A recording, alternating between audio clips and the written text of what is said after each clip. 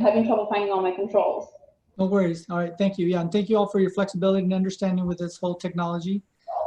So yeah, I just want to start with, again, a welcome to our next edition of a live update with a question and answer series. And so we just want to take this opportunity to provide a quick update. So next slide, Selena, please.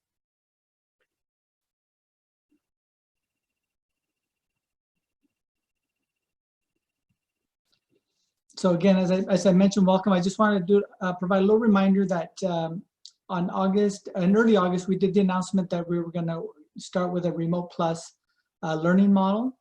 And so on September 2nd, we started with that remote and plus. And the plus services were some services for at school for some of our students with greatest needs. And then we did provide additional tiers of service as part of our plus services. And on September 28th, we increased the number of students, again, those with greatest needs. And you'll hear a little bit more of what type of kids we're talking about when you hear reports from our other schools.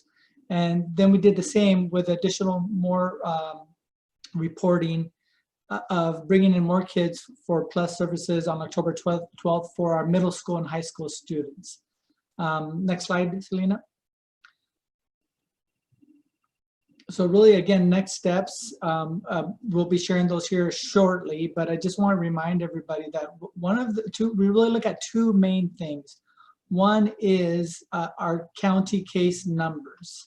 And with that, we really look at the data that tells us. Obviously, we look at so many different data points, but that's one of the biggest ones. And the real big one is really this decision tree that the state provides. And it's so important that if you actually have your phones available to you, right now is a good time that you can take your phone and do a picture of this QCR code, and it'll take you right to the Washington State Department of Health decision tree. If not, when you go to our website, you can actually go to our homepage. You'll scroll down a little ways and you'll see where it says remote learning, family and staff support. And on the right side, you will see more information and updates regarding our remote learning reopening plan. So again, there are a lot of data points we look at, but those are the two main ones. So with that, I'll turn it over to our Assistant Superintendent and HR Director, Mr. Bill Nutty. Thank you, Dr. Vivanco, and thanks everyone for being online with us tonight. We appreciate that.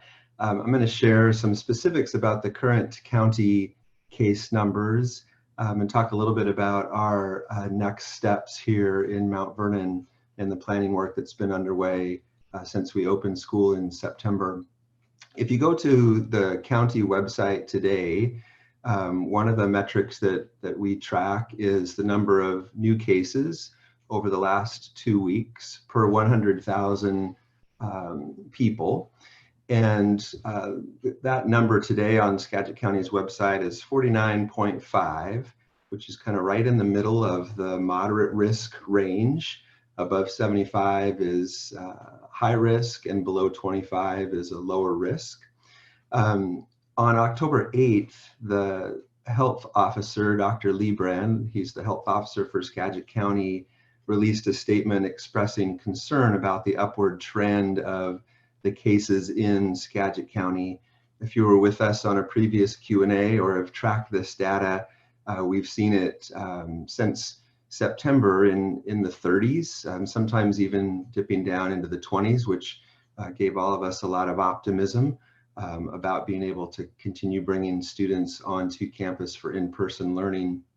Well, that statement that Dr. Liebrand released on October 8th expressed concern about the upward trend of cases in Skagit County, and he cautioned that if that trend continued, we would be over 75 new cases per 100,000 people in the 2-week period within the next couple of weeks. We also know that that posted number on the county's website has a little bit of a delay to it. If you actually go and count the raw data and do your own calculation, the number is in the upper 50s at this point over the past 2 weeks. So indeed, we are seeing that trend go upward. However, that hasn't stopped our planning work. As you could tell from Dr. Vivanco's comments, we really have been planning and bringing more students onto our campuses for in-person learning since the very start of the school year, and enhanced the number of kids that we're receiving on campus plus services in late September at elementary, and then started about a week ago in our middle schools. While that was getting started, we also began our planning work to bring our youngest learners onto campus in more of a hybrid model. So a hybrid model would be a combination of on-campus learning opportunities with remote instruction still continuing. So students may come on campus a couple of days a week for in-person teaching and learning opportunities, and remote instruction would continue on for them the rest of the week. One of the reasons we would do that is to maintain small enough numbers of students in classrooms so that we can continue to be compliant with the health department and OSPI's guidance about health and safety protocols and social distancing. So limiting those numbers help us stay in compliance with those kinds of requirements. So that planning work continues on. We continually meet with our employee groups, planning for the safety of students and staff, and planning all of the logistics. That planning work will continue, even though the case numbers are trending in the wrong direction for us, unfortunately, right now. And of course, as that planning work continues, we're mindful and continue to track that data as we progress forward here into the fall. So I'll stop there. I'm sure we'll come back to additional information about the planning steps we're taking, what's next here in Mount Vernon. But I'm going to pass the mic to Clint Carlton, and he's going to talk a little bit about our PLUS services and what's in place in our schools right now. Yeah, thank you, Mr. Nutting. And in picking up off of what Mr. Nutting was describing about monitoring the public health data that comes from Skagit County Health. We have a decent number of students currently across the district that are accessing PLUS services. It's in the approximately 3 to 4% of our overall population that it's currently on site for a portion of a day.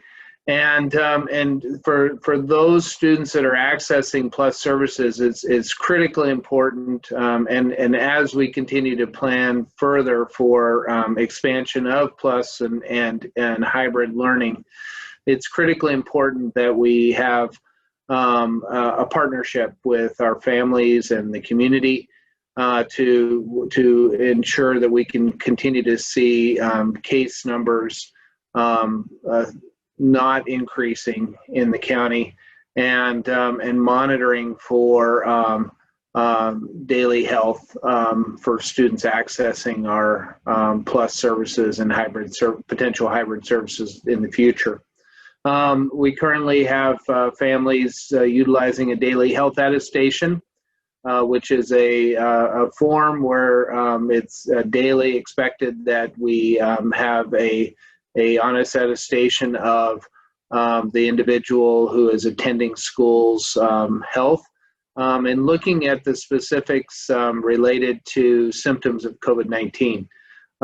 We ask that our families monitor this daily, and that if symptoms are observed, to please keep your child home and notify the school so that we can be able to provide you the appropriate information on what the next steps would be. Furthermore, we expect that when students are attending school, we not only our staff but our students all have to implement and regularly use the material that works to be able to combat the spread of a virus, and that is the use of personal protective equipment such as masks, Also utilizing strategies such as social distancing and good hygiene of washing your hands regularly. And we of course, when working with our students, we're also wanting to make sure that we're maintaining those components of disease mitigation as much as we possibly can, in order to most effectively continue and maintain operations for kids to access school. Like I mentioned, we have PLUS services currently happening across the district at K-12, and that has been expanding gradually on a limited basis, and we really wanted to work from those students that are furthest from accessing education and instruction via remote platforms, which is where we started. And we've gradually moved up that continuum to provide more and more opportunities for students. That does not mean that we're in any situation at this point where we're able to provide the expansive services in order, based on what we can do with regards to ensuring safety for both the students and the staff involved. In addition, in special education, we have a number of our special educators who are regularly working to reach out and connect with our students and parents, as well as the greater IEP teams or individual education program teams. They are working to ensure that we can be able to provide as effective an opportunity for access for those students receiving services either in an IEP or in a 504 plan, or in accessing other services as we possibly can, considering the circumstances. If you have questions with regards to your students' individual education program, I would ask that you contact your student's teacher if you have any specific questions around those current services. They'd be able to best answer that and work with you with the greater team to make sure that those supports are there for our kids. We are considering this, obviously, for the long term, and so it's really important to make sure that kids are getting an opportunity to be able to get that access, and that we're working as an effective team to best provide those supports and services for our kids.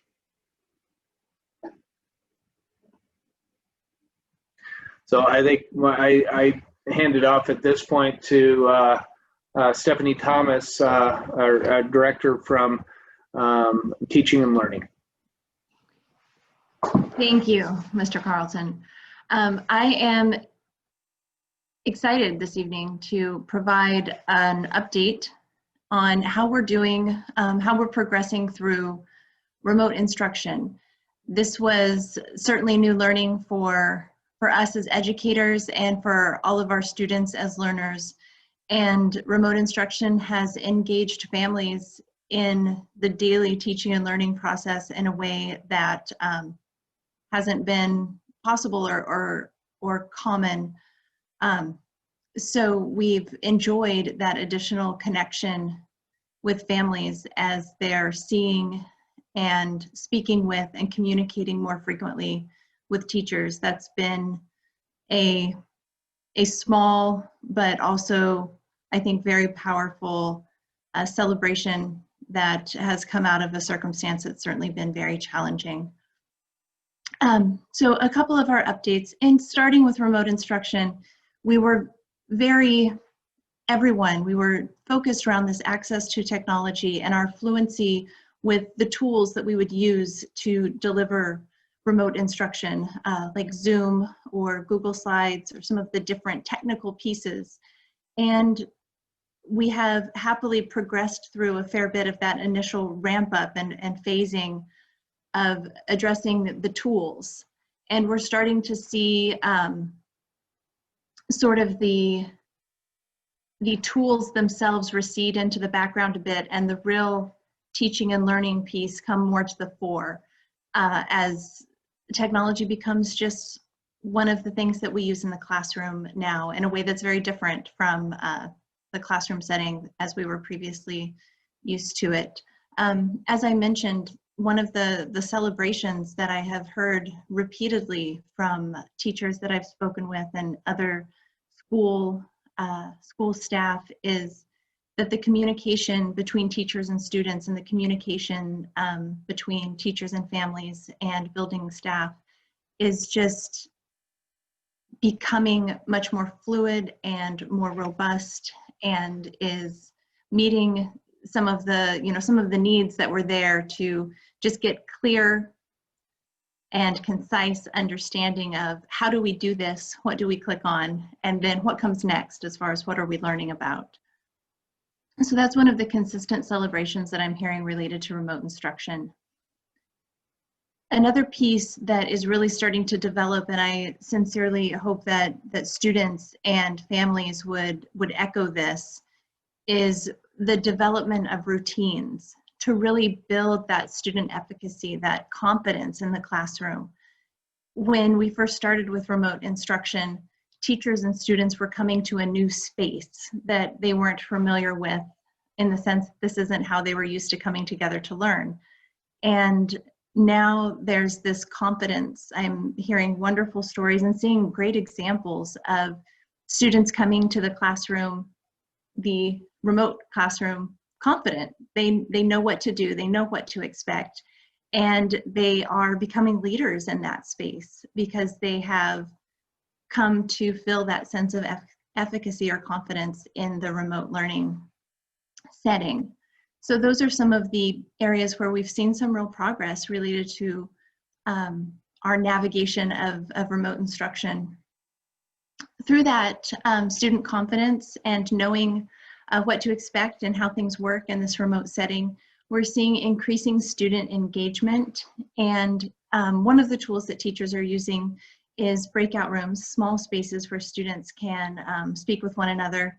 That's certainly an area where we are continuing to strive to support students in robust conversations, for them to take on the cognitive load, to really do the thinking and engage in processing what they are learning in a way that's rigorous. So teachers are working to use protocols and some different guiding questions and supports to keep students feeling confident that they know exactly what to do in those breakout rooms. And then that makes it a little bit more likely that they're able to find their voice in that space.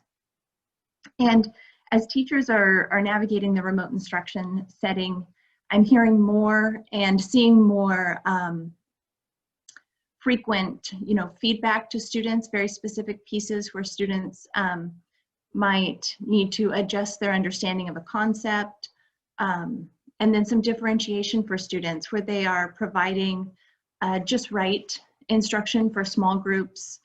So it started with just that, let's see if we can get everyone here and let's try to just learn as a whole group together.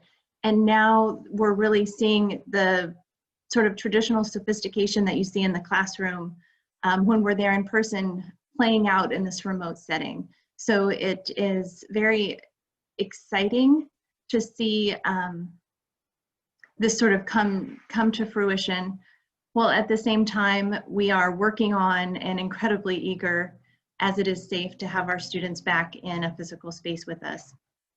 I also wanted to provide a brief update on attendance. It's very similar. Initially, our work with attendance was just, let's make sure that we've talked to every child. Let's get in touch. Let's just touch base. And now we're really getting to the point with attendance where, yes, we want to have successfully touched base with every child. And as I check in with building after building, they're saying there's no kids we haven't talked to. We've talked to everybody. And now our focus is on making sure that we see them daily for instruction, that they're engaged in their learning. And just today, I spent time with a couple of teams that were focused around communicating with families and students related to attendance, and about how we can partner to provide those supports or those interventions or accommodations to make sure that attendance is possible. and where there's specific challenges, trying to make a plan together to accommodate those to the best of everyone's ability to do so. The conversations around attendance have been very solution-oriented, very supportive, and I think are reaching some good outcomes for the very specific circumstances, you know, that each family is working to navigate.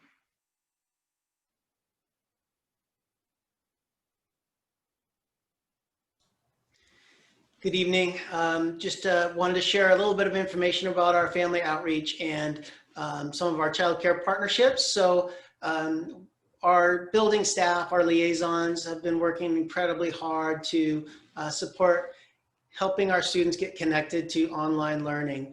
Some of the strategies that they've utilized have been personal outreach to students, and also going out into the community and meeting with students when necessary to help them understand how they can access remote instruction. We're also, for our family outreach, we've taken our Parent Academy model and we've really focused it on helping families to support remote instruction. And so we're just starting to roll out some Remote Learning 101, which is working with individual families or small groups of families who have had difficulty being able to access or help their children access remote instruction. We are continuing to partner with childcare agencies. We're excited that we've been able to increase the overall number of childcare slots in the community by about 80 slots. And we also are continuing to look at additional grant opportunities to be able to expand those childcare opportunities. And with that, I will turn it over to Mr. Newell.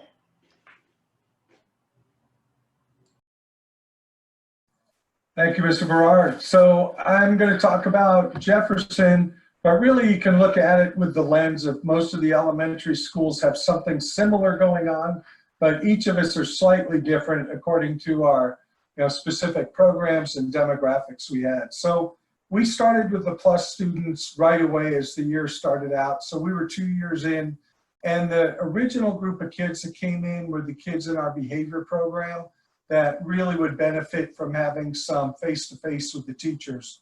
That has come to about 7 students at this point.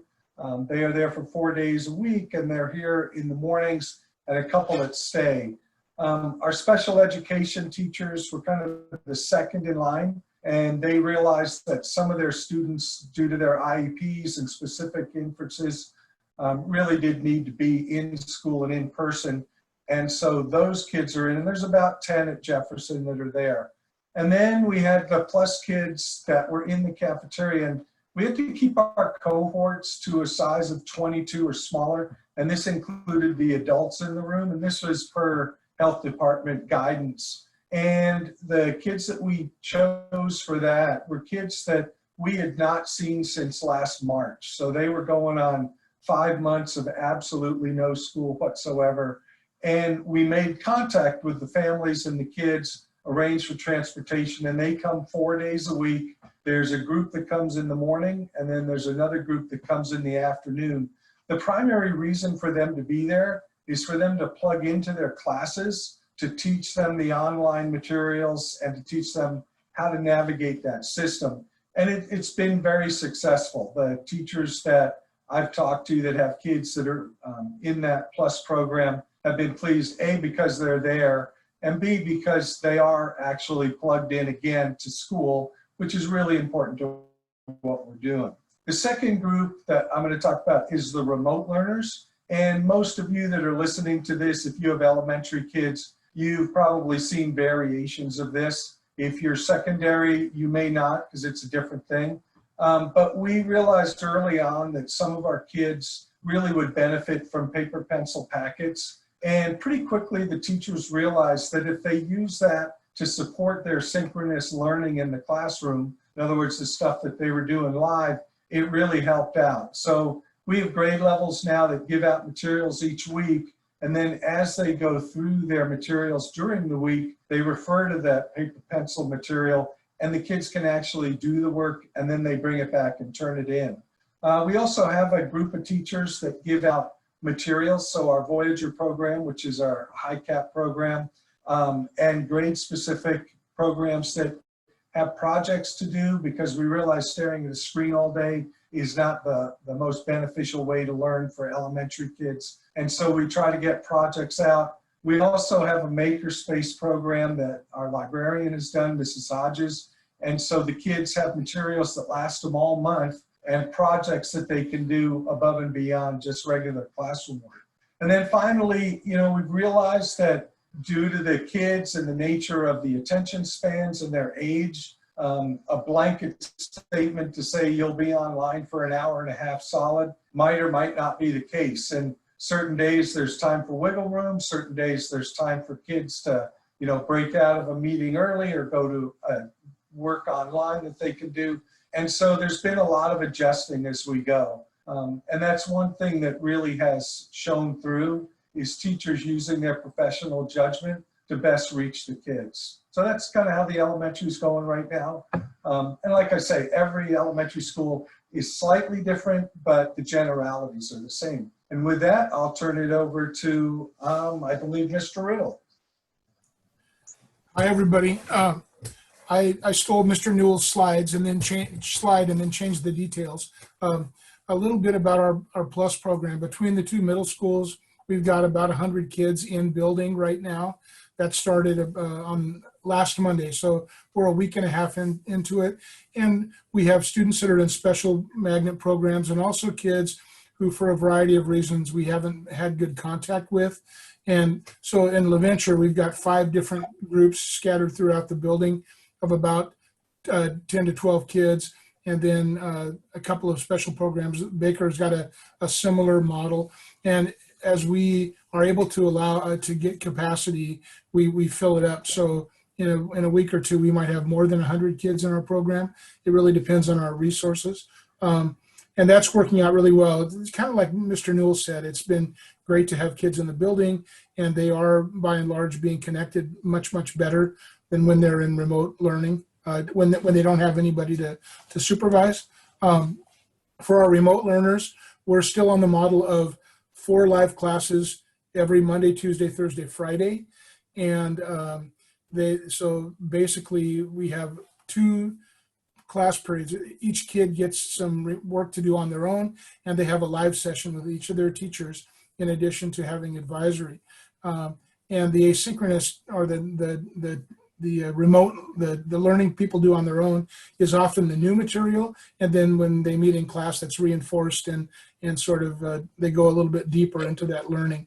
The attendance, we measured it differently when I talked to Mount Baker. They're looking at 94+% attendance, kids attending all their classes, and that's fantastic. We didn't use that same measure, but we have seen a drastic decrease in the number of kids who are chronically absent, and a huge increase in the number of kids who are there 95 to 100% of the time. And if you look at the most recent window, which is just last week, it's a 3-fold increase. Like 600 of our kids are there all the time, pretty much. We are still, frankly, working on making Wednesdays work for everybody.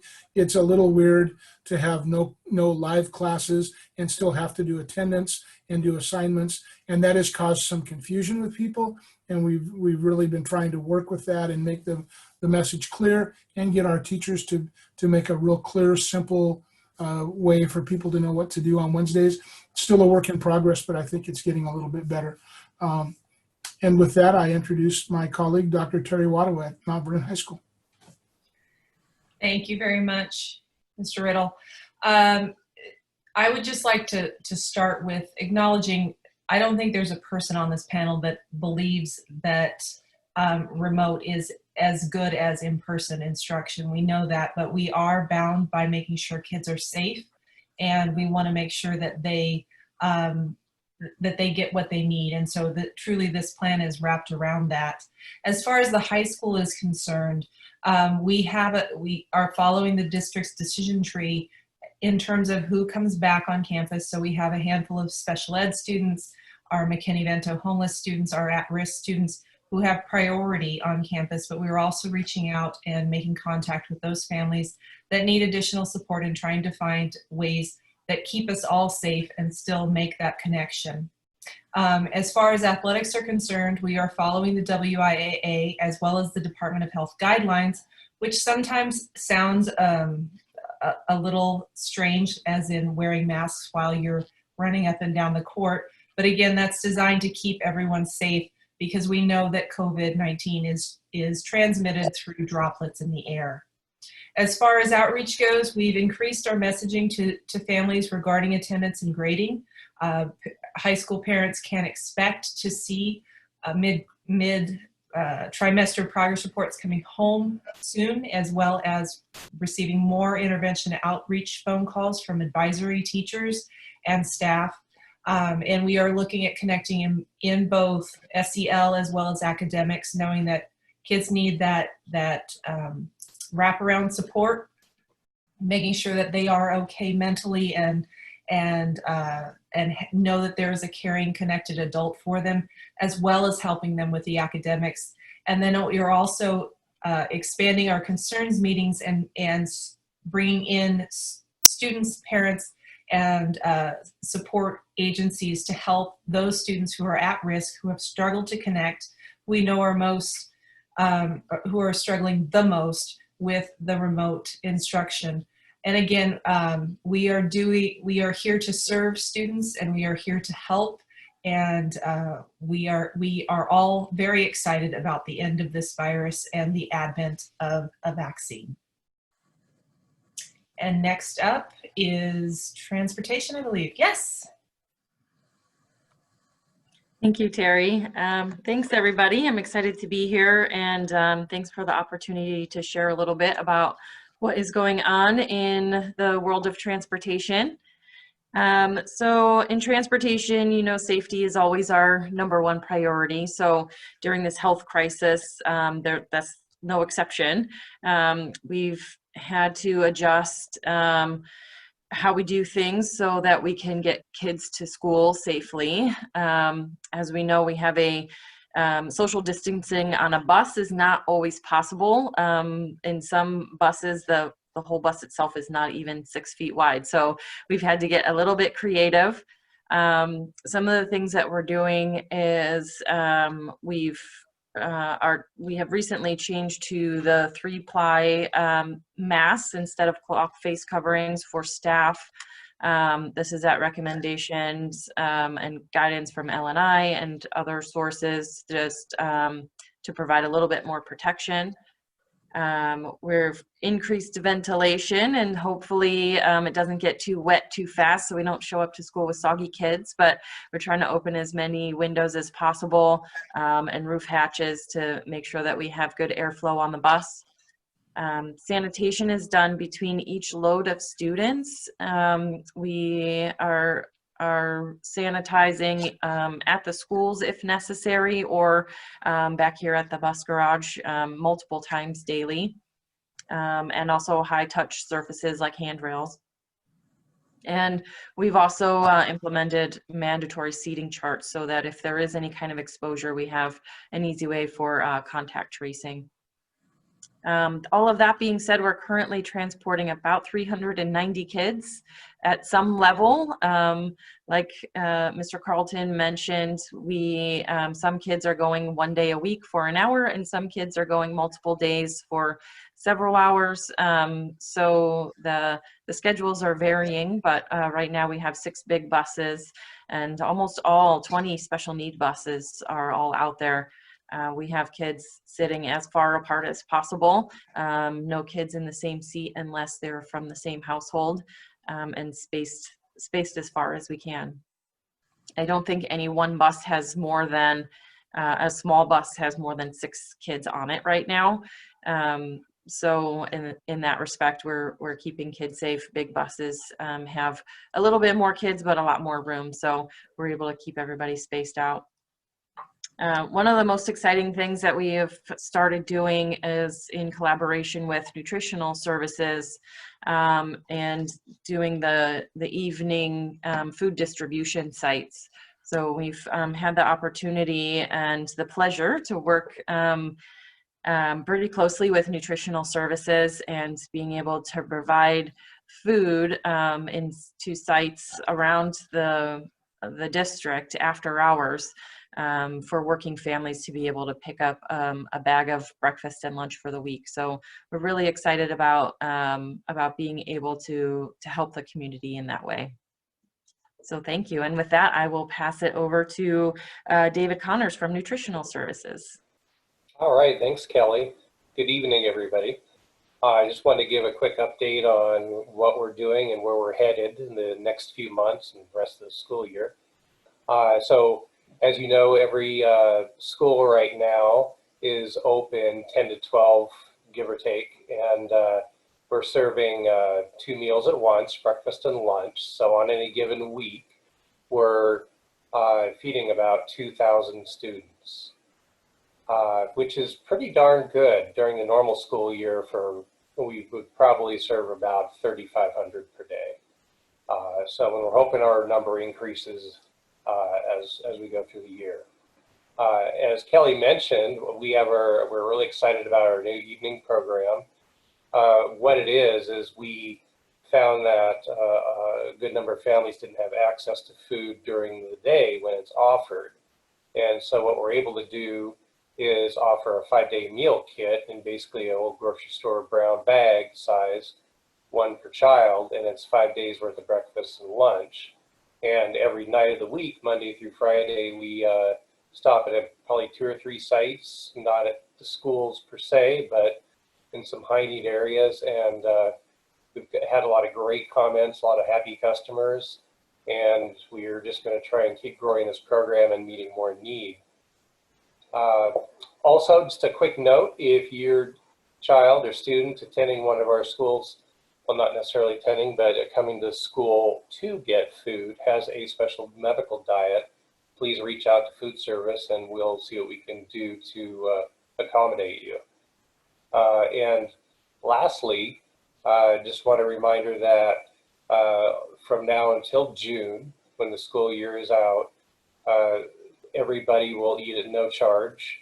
Well, and even if we were back in the building at some point during the year, everyone would still eat at no charge. So there's absolutely no free and reduced forms to worry about this year. Thank you.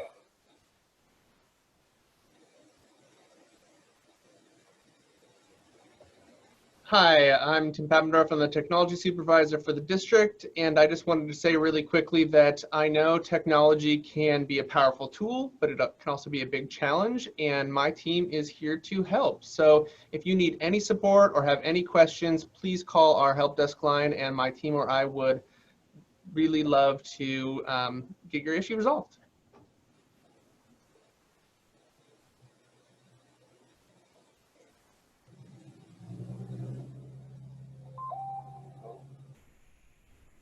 Are we back to the panel? Okay. Thank you, everyone. I know today really our main goal was to provide an update from each department, but we do have some time to spare and answer a few questions that came in. And because we had technical difficulties, are you all okay with extending our time 5 or 10 minutes after 7? Okay. So I will start with our first question because we've received it multiple times. Parents want to know, they see our neighboring school districts opening, and some of them are a few steps ahead of us. And really the question that we have received is, why aren't we? So this might be a question for Dr. Ravanko or Assistant Superintendent Netting. Yeah, and I'll go ahead and start.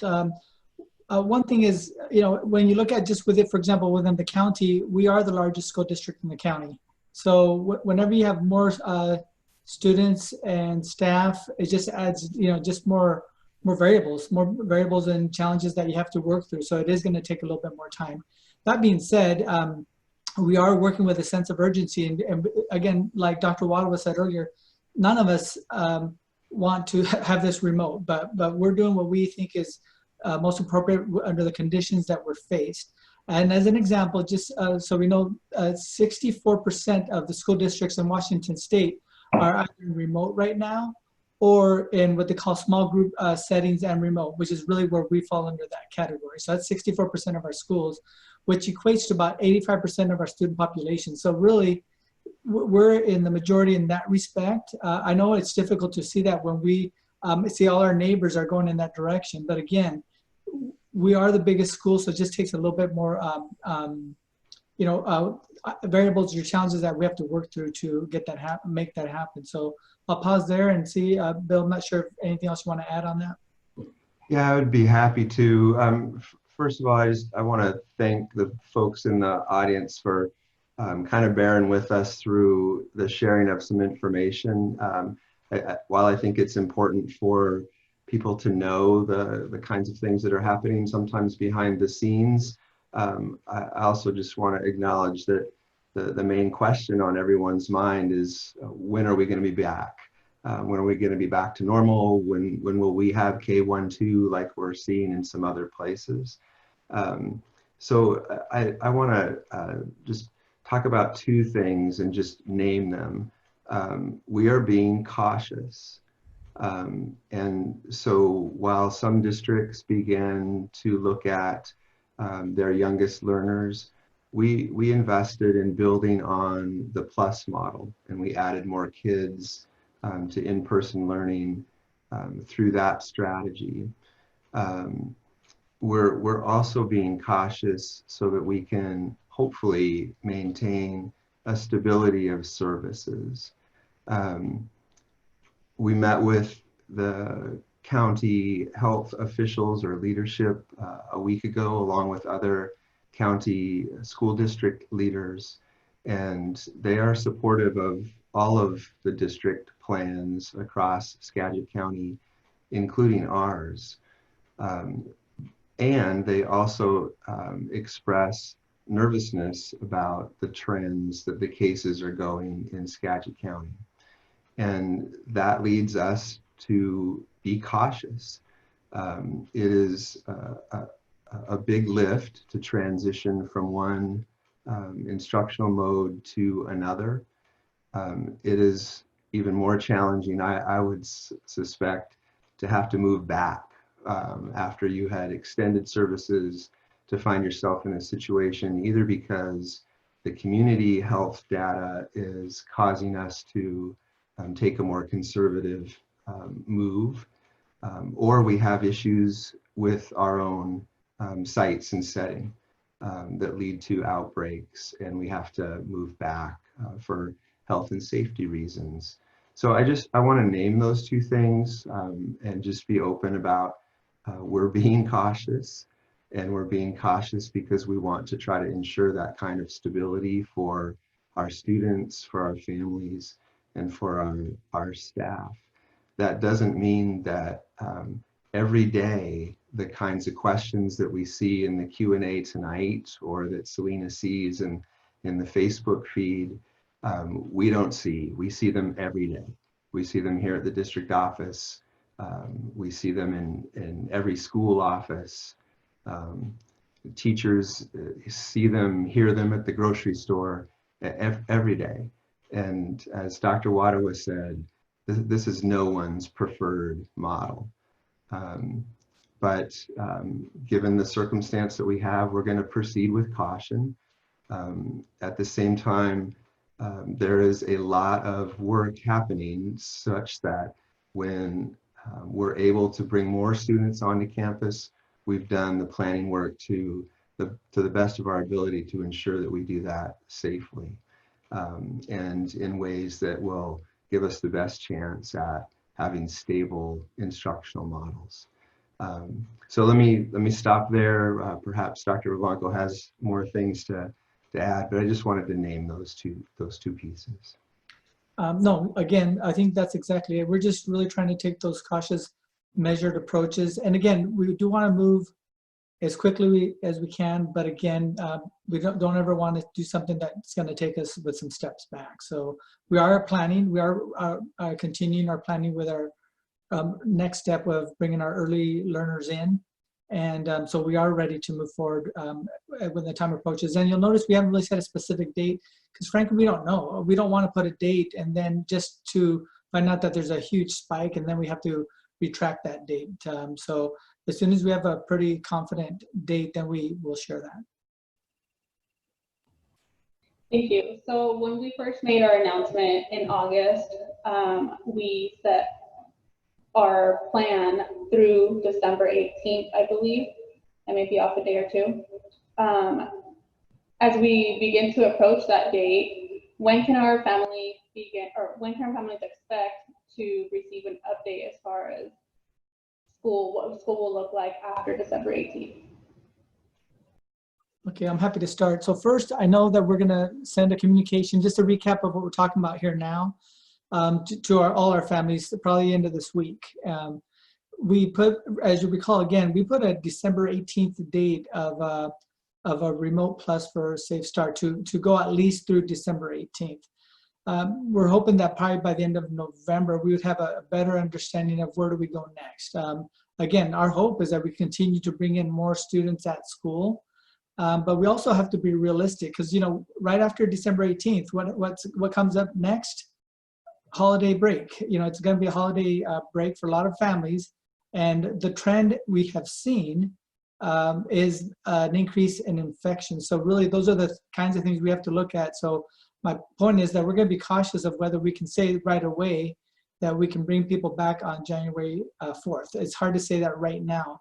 Because, you know, again, if we have an increase in spikes after the holidays, it's going to be hard because you have to give it that 14 days time. So again, so we'll put out some communication here the end of this week of what we've shared Final de tonight. esta semana de lo que compartimos esta noche para el resto de la comunidad. Probably by the end of November, we'd have a lot De better. noviembre tengamos una mucha mejor idea de cuáles serán los siguientes pasos.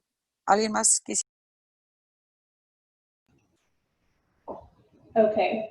While we continue to work in this current model, what outreach are we doing to our administrators, or I'm sorry, what outreach is our administrative team doing to our parents and teachers to receive feedback on what is and isn't working, and what we can do to improve our current model? Sure, again, I'll start and then I'll have people chime in.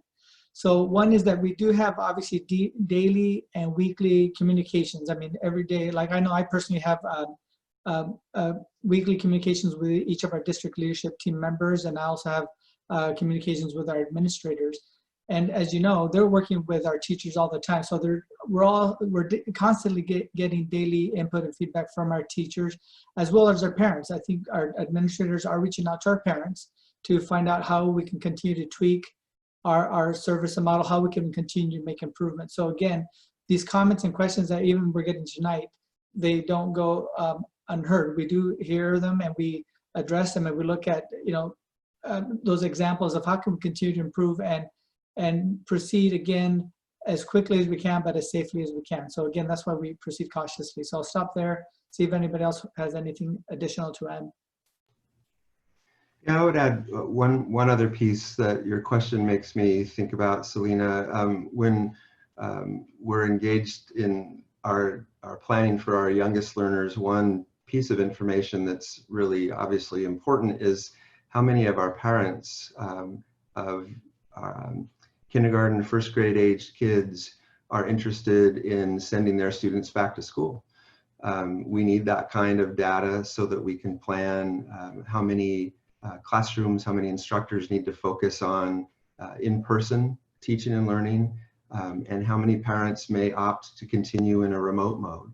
And if there are parents that select that continuation of the remote mode option, then obviously we need staff to remain involved with that work. So that's a near-term outreach that parents of our younger learners can expect to see from us, so that we can garner that data, and that's going to come into our planning conversations. And to this as well, in that we are getting information from parents via phone calls, but we're also going out to parents and families that are still having difficulty connecting, And we're doing that to find out what is the issue, not as in a gotcha or anything of that nature, but how can we help you to be more successful with this environment? And I know that every school has had liaisons and admin go out and talk to the struggling parents to find out what the issues are. And there's nothing that's worked perfectly, but I think with a combination of just connections, we're doing what we can to pull in the people. And I've looked at the chat too, and I see what's going on as far as other pieces there. And honestly, if the parents are upset, or not really upset, but just concerned about their children and what's going on, I would call the teacher and call the principal and just talk to them and see if you can come up with some solutions, because there are solutions to help with stress and anxiety that the kids are going through right now. And to dovetail into that, Mr. Newell, I just want to stress again, the reason that we're doing this is because we're trying to keep everyone safe. I don't think there's a person on this panel that could live with themselves if we were responsible, even tangentially, for someone's death. And COVID-19 is a very real threat. And so we do this out of an abundance of caution, not because we don't want to go back to work or don't want to be around kids. And so I understand how difficult it is, and I feel it in my bones as a high school principal whose own son lost his graduation ceremony last year in the traditional sense. So I just would ask that we remember why we're doing this. Thank you. I have seen this question a few times, and forgive me, Clint, I'm just going to read it as I'm receiving it. A question is, why is my child who has an IEP not being provided in school services when so-and-so is? Yeah, so I think, sorry, I think I missed some of that, but I think I got the gist of it. I think the question was, why are some students with IEPs receiving in-person services while others may not? And the short answer to that is that when with regards to any student on an individual education program, that IEP is a team based decision, and it's left up to the team to determine how we can best support that child given the current circumstances. And we have limited capacity for in-person learning, but what we are able to do is provide access points in a lot of different ways for a variety of different students. So there's no one way to provide access for all students on an IEP. And what happens is when working with the team, I encourage the parents to have that conversation and to continue to try to find ways to best support that child given the current circumstances. We unfortunately don't have the capacity, as Dr. Wattawa said, as Assistant Superintendent Nutting has described. We are working to provide as many opportunities for students that are furthest from it, from access as we possibly can. But it's certainly not going to be able to get all students in given the current circumstances. And so we're working to provide those opportunities, and I would encourage you to continue to work with your IEP team for your individual student that's served on an IEP to work at best meeting your child's needs. Thank you. Stephanie, this one is for you. I see that this was a question specifically for middle school, but I'll ask it for everybody. How are we measuring attendance? That's a great question. And the way that we are measuring attendance depends on what the planned instructional activity is for that day. OSPI, our state agency, provided us with some guidance for how to measure attendance in this setting that is new to all of us. And the goal of taking attendance is to know who has access to their opportunity to learn and who missed their learning for that day, and then to follow up with that student and that family and try to make sure that students and families are receiving every support that we can provide in this setting for kids to get to school, to get to their opportunity to learn. So on those days where there's a synchronous session, so that's the in-person learning with the teacher, where the students are there in real time with their instructor, being part of that session is how attendance is measured for those times. For those asynchronous learning opportunities, or the learning opportunities where content is provided for the student to engage with independently, there is a method of some sort put forward by the teacher. It might be a quick question that they answer. It might be that they're able to see that the student logged in and engaged with or reviewed the work. The student interacting with that planned instructional activity is how attendance is taken for those asynchronous times. And that's the case, the asynchronous learning or the independent learning is the case for all students on Wednesdays.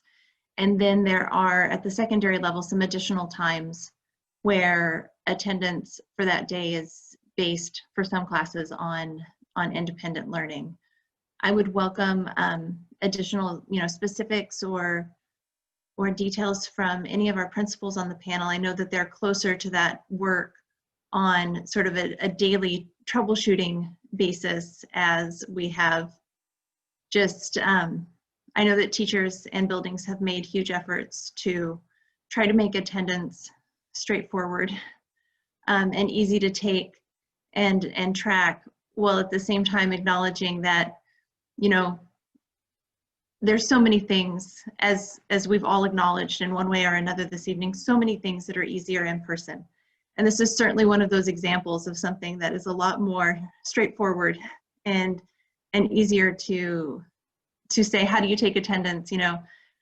Well, they're there or they're not in an in-person setting, and then it becomes a little bit trickier in this remote world. So building administrators, if you'd like to add anything, please feel free to do so. I can speak for secondary because I know that Mr. Riddle's building and I are doing something similar. In terms of letting parents know, messaging is going out not only by the auto dialer but also via Remind for period attendance. And Mr. Riddle's Remind support is a little bit more sophisticated than mine, but even so far as to tell parents who and when, what periods. But the idea, again, is to make sure that kids are present and that they have access to their classes and they're getting the support that they need. And they're there every single day, similar to what we would do in a traditional sense as well. So those conversations, I can just speak from experience, have been very helpful, because if kids are having connectivity issues or they're having trouble accessing, that's been pretty immediate in terms of turnaround and support. So that part has been good. Just a little bit more about it. There's kind of a two-pronged attendance. So nowadays, the kids in, say, an English class meet only for about half of what they met for before. And you can't give kids anywhere close to the same experience with half the time. So kids have every day, they have a live session where they're taught and they work with their teachers and they work in groups. And they also have some things that they're responsible for doing and participating in and showing that participation outside of class. And so we kind of track it two ways. And I mentioned earlier when my slide was up about the little bit of the trouble with Wednesdays. Well, we're still troubleshooting that trouble because it isn't the same as showing up and there's Johnny in his seat in the class. And so making that smooth and work for everybody and communicating that to parents and teachers has been something we're learning as we do it. So we're not perfect, but that's kind of what it looks like. You've got a live and a sort of on your own thing to do every day. So at the elementary school, we're pretty similar to that. There's 2 different sessions a day, and and students are expected to be in each one of those sessions. So attendance is marked in the morning and the afternoon. And then on Wednesdays, it's an asynchronous day. In other words, there's no live teaching, but kids are expected to do at least one assignment and turn that into the classroom, or at least make note to the teacher of what they did, whether it was specialists or whether it was their regular classroom.